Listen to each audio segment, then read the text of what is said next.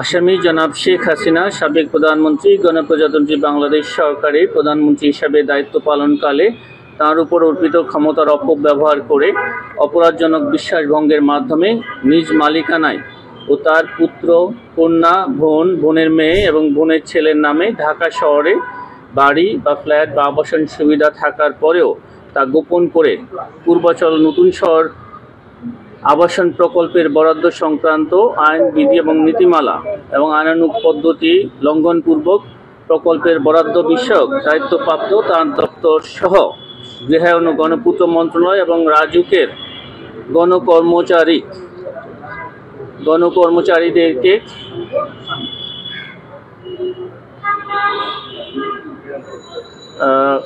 Plot বরাদ্দ সংক্রান্ত আবেদন বিবেচনাযোগ্য না হওয়া সত্ত্বেও সংশ্লিষ্ট রাজুকের কর্মকর্তা এবং গণপূর্ত মন্ত্রণালয়ের কর্মকর্তাবৃন্দ জেনে শুনে সজ্ঞানে পরস্পর যোগ সাজসে নিজেরা লাভবান হওয়া এবং অন্যকে লাভবান করার অসৎ উদ্দেশ্যে বর্ণিত পূর্বাচল আবাসন প্রকল্পের অতি মূল্যবান কূটনৈতিক এলাকায় ২৭ নং সেক্টরে ২০৩ নং রাস্তার প্লট নং ০০৯ নিজ নামে বাস্তব দখল সহ রেজিস্ট্রি মূল্যে গ্রহণ করে এবং রেজিস্ট্রেশন মূল্যে হস্তান্তর করে এবং হস্তান্তর গ্রহণ করার অবৈধ সুবিধা দিয়ে প্রতারণামূলকভাবে বেআইনি অনুগ্রহ প্রদর্শনের মাধ্যমে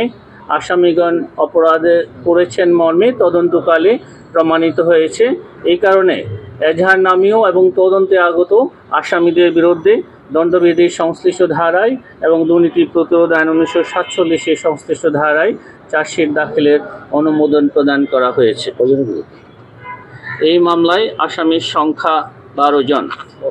মামলা নম্বর ৪৭, তারিখ ১৪/১/২০২৫।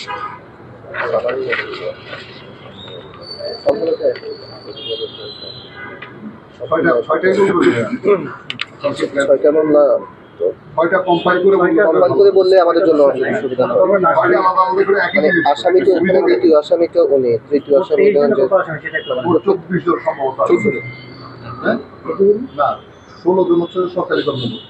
আসামি সজীব আহমেদ ওয়াজিদ জয়, পিতা ডক্টর এম.এ. ওয়াজিদ মিয়া, মাতা শেখ হাসিনা, তার নিজ এবং পরিবারের অন্যান্য সদস্যদের মালিকানায় ঢাকা শহরে রাজুকের এখতিয়ারাধীন এলাকায় বাড়ি বা ফ্ল্যাট বা আবাসন সুবিধা থাকার পরও তা গোপন করে পূর্বাচল নতুন শহর আবাসন প্রকল্পে প্লট বরাদ্দ সংক্রান্ত আইন, বিধি এবং নীতিমালা এবং আইনানুগ পদ্ধতি লঙ্ঘনপূর্বক তার মাতা আসামি শেখ হাসিনা সাবেক প্রধানমন্ত্রী গণপ্রজাতন্ত্রী বাংলাদেশ সরকারের সর্বোচ্চ পদাধিকারী এবং পাবলিক সার্ভেন্ট হিসাবে বহাল থাকাকালে তার উপর অর্পিত ক্ষমতার অপব্যবহার করে অপরাধজনক বিশ্বাসভঙ্গ পূর্বক তার মাধ্যমে প্রকল্পের বরাদ্দ বিষয়ক দায়িত্বপ্রাপ্ত গণকর্মচারীদের সহযোগিতায় পূর্বাচল আবাসন প্রকল্পের কূটনৈতিক এলাকায় ২৭ নং সেক্টরে ২০৩ নং রাস্তার প্লট নং ১০৫ আসামি সজীব আহমেদ জয়ের অনুকূলে বরাদ্দ দিয়ে এবং আসামি সজীব আহমেদ জয় প্লটের বাস্তব দখল রেজিস্ট্রি মূল্যে গ্রহণ করে প্রতারণামূলকভাবে অবৈধ পারিতোষিক গ্রহণ এবং প্রদান এবং অপরাধজনক বিশ্বাসভঙ্গ এবং বেআইনি অনুগ্রহ প্রদর্শনের দ্বারা বর্ণিত আসামিগণ পরস্পর যোগ সাজসে এবং অপরকে শাস্তি হতে বাঁচাবার উদ্দেশ্যে নথি বিনষ্ট করে দণ্ডবিধির সংশ্লিষ্ট ধারায় এবং দুর্নীতি প্রতিরোধ আইন ১৯৪৭ ৫-২ ধারায় অপরাধ সংগঠন করেছেন মর্মে তদন্তকালে প্রমাণিত হয়েছে। এই কারণে জনাব সজীব আহমেদ জয় এবং তার মাতা শেখ হাসিনা সহ গণপূর্ত মন্ত্রণালয় এবং রাজুকের সংশ্লিষ্টদের বিরুদ্ধে চার্জশিট দাখিলের অনুমোদন প্রদান করা হয়েছে। এই মামলায় আসামির সংখ্যা ১৭ জন। পরিবারের অন্যান্য সদস্যদের মালিকানায় ঢাকা শহরের রাজুকের এখতিয়ারাধীন এলাকায় বাড়ি, ফ্ল্যাট, আবাসন সুবিধা থাকার পরও তা গোপন করে পূর্বাচল নতুন শহর আবাসন প্রকল্পে প্লট বরাদ্দ সংক্রান্ত আইন, বিধি, নীতিমালা এবং আইনানুগ পদ্ধতি লঙ্ঘনপূর্বক তার মাতা আসামি শেখ হাসিনা সাবেক প্রধানমন্ত্রী গণপ্রজাতন্ত্রী বাংলাদেশ সরকারের সর্বোচ্চ পদাধিকারী এবং পাবলিক সার্ভেন্ট হিসেবে বহাল থাকাকালে তার উপর অর্পিত ক্ষমতার অপব্যবহার করে অপরাধজনক বিশ্বাসভঙ্গ পূর্বক তার মাধ্যমে প্রকল্পের বরাদ্দ বিষয়ক দায়িত্বপ্রাপ্ত গণকর্মচারী, রাজুকের সংশ্লিষ্ট কর্মকর্তা এবং গণপূর্ত মন্ত্রণালয়ের গৃহায়ন গণপূর্ত মন্ত্রণালয়ের সংশ্লিষ্ট কর্মকর্তাদের যোগসাজশে পূর্বাচল আবাসন প্রকল্পের অতি মূল্যবান কূটনৈতিক এলাকায় ২৭ নং সেক্টরের ২০৩ নং রাস্তার প্লট নং 017 আসামি জনাব সাইমা ওয়াজেদের নামে বরাদ্দ নিয়ে এবং বাস্তব দখল বুঝে নিয়ে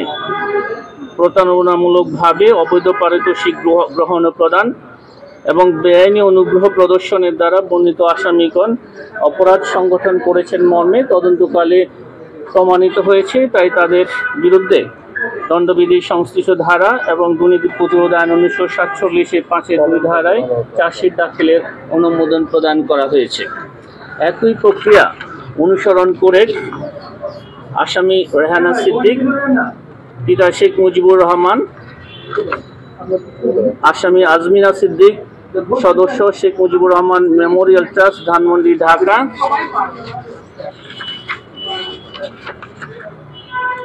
এবং জনাব রাদওয়ান মুজিব সিদ্দিক, সদস্য শেখ মুজিবুর রহমান মেমোরিয়াল ট্রাস্ট, ধানমন্ডি, ঢাকা, সকলের অনুকূলে রাজুকের নীতিমালা ভঙ্গ করে বেআইনিভাবে অপরাধমূলক অসদাচরণের মাধ্যমে এবং ক্ষমতার অপব্যবহার পূর্বক 6 কাঠা করে 10 কাঠা করে তাদের 3 জনের নামে 30 কাঠা প্লট বরাদ্দ দেওয়া হয়েছে এবং এই বরাদ্দ প্রক্রিয়ার সাথে রাজুকের সংশ্লিষ্ট কর্মকর্তা,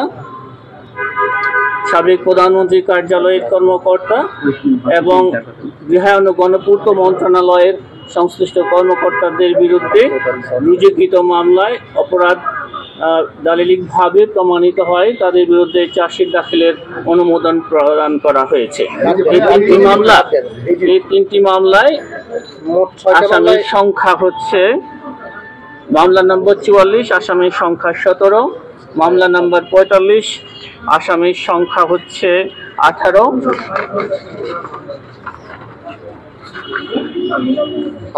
আপনাদেরকে অনেক ধন্যবাদ। জানতে চাচ্ছি মোট কয় কাঠা? 6টা আবাদ লাগবে। একটু যদি হেল্প করি আপনি বলেন আর কি। 3টা একসাথে বললেন না, এভাবেই জাস্ট ওই 3টা জায়গায় 6টা মামলা যদি বলা যায়, 60 কাঠা 30 কাঠার জায়গায় জালিয়াতি যদি বলা যায়, আর যদি আসামিটা যদি আপনারা আপাতত কনফিউজ থাকে যে না আসামি এই জন্য এখানে ভিন্ন ভিন্ন মামলা হওয়ার কারণে আসামির সংখ্যা কিন্তু এখানে পরিবর্তন আছে। এই জন্যই এখানে কিন্তু আসামি কিন্তু